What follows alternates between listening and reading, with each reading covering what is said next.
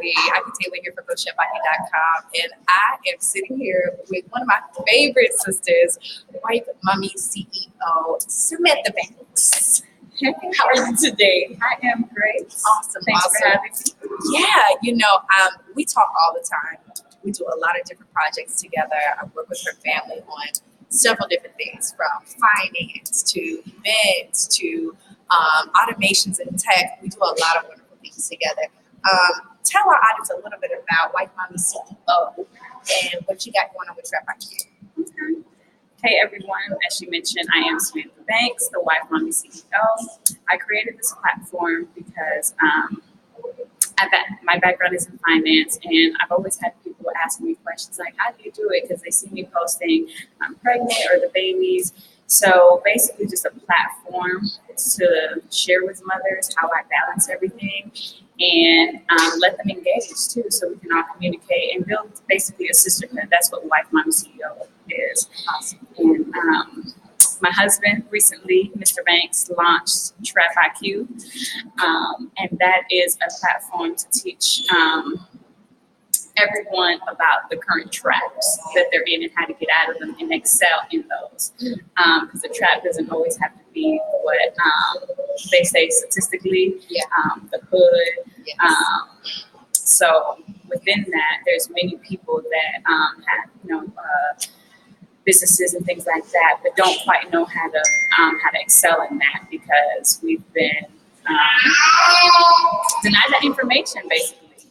No one has walked us through that. No one has showed it. It's not, our moms and dads weren't really doing it. So that's why we're here. We're here to educate the masses about it. Yeah, so it's like a trap that we get ourselves into with the way that we, just our lack of understanding of finances, our lack of understanding of how to get over that hump when it comes to the way that we run and engage in business. And I really love that you and your husband have been working with many different people in the community at different levels of their business to help them to open up the financial pool to go into the next generation, to support the next generation, their legacy.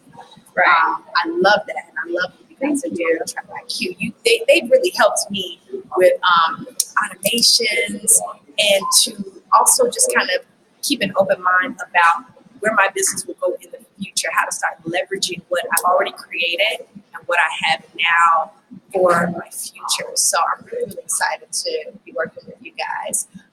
But in our working together, naturally, we have always talk about diet, talk about what we're feeding our kids. We're talking about, how to transition them from sugar and bad foods, and just even your own journey in transitioning yourself. Yes. Tell me how that has been, and just kind of cleaning up some of the things that you guys like to eat.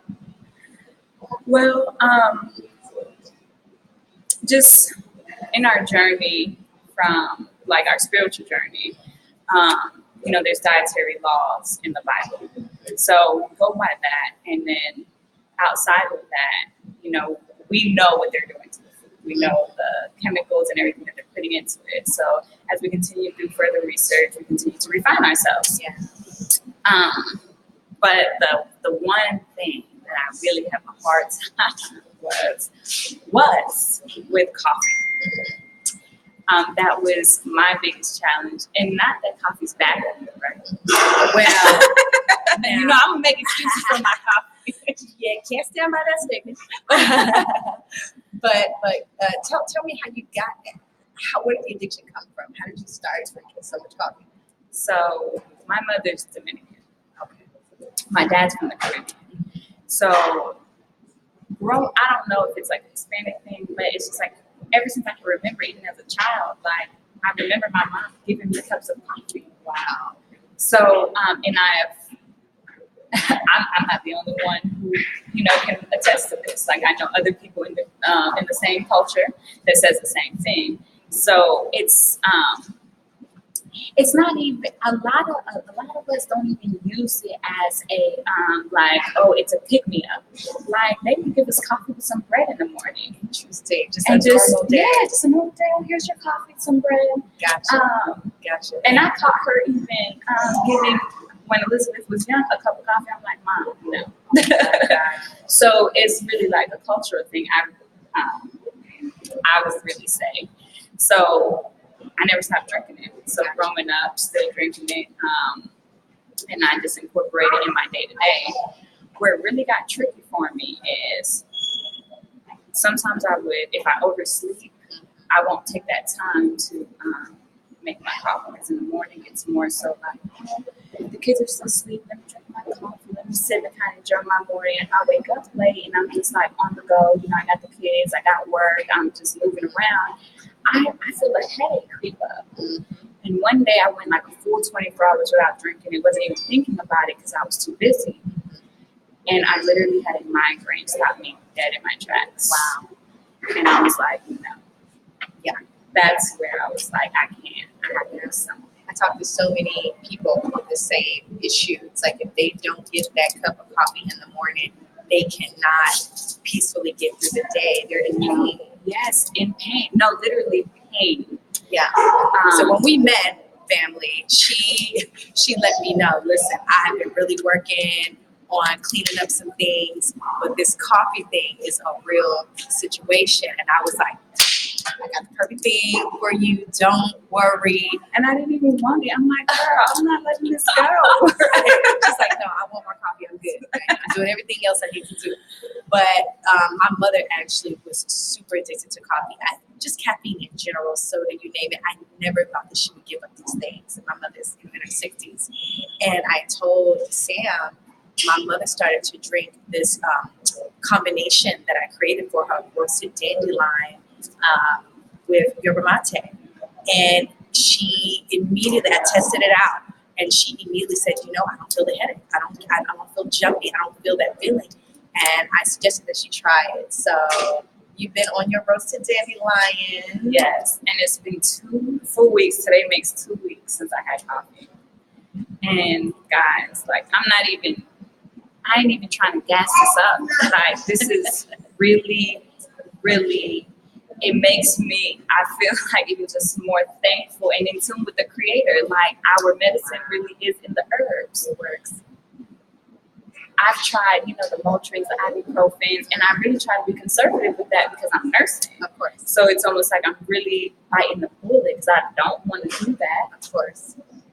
So I'm just kind of holding on to these headaches. And when I tell y'all, I don't know what's in this stuff. All my love and my nourishment. It's amazing. This product, and it tastes so good. If you love coffee, you're feeling like you want to give it up, but you just need something to get you over that hump. I'm telling you, the roasted dandelion yerba mate is the product for you. It's got a hint of carrot powder in it, which is also very, very nourishing. And it's going to kind of give you that nice kind of sweet chocolate roasted coffee type of flavor. So it's a really, really beautiful alternative. And I'm so glad that you were 2 weeks off of the caffeine. Yes. So proud of you, girl. Thank you. Yeah. So we're going to be doing a lot of stuff together this year. You guys stay tuned. We're going to be talking about Wife Mommy CEO. We're going to be talking about superfoods for the modern baby. We're going to be talking about how women can start to incorporate healthier ways to not only love and nourish themselves, but their children in the midst of a busy, busy life, busy schedule. Yes. And we'll be having some Wife Mommy panels so we can get it together, ladies. Absolutely. Finance, health, beauty, Business. wellness, you name it, we're going to have it. Yep. So thank you for joining me today, Sarah. It was my pleasure. Yeah. Thanks for having me.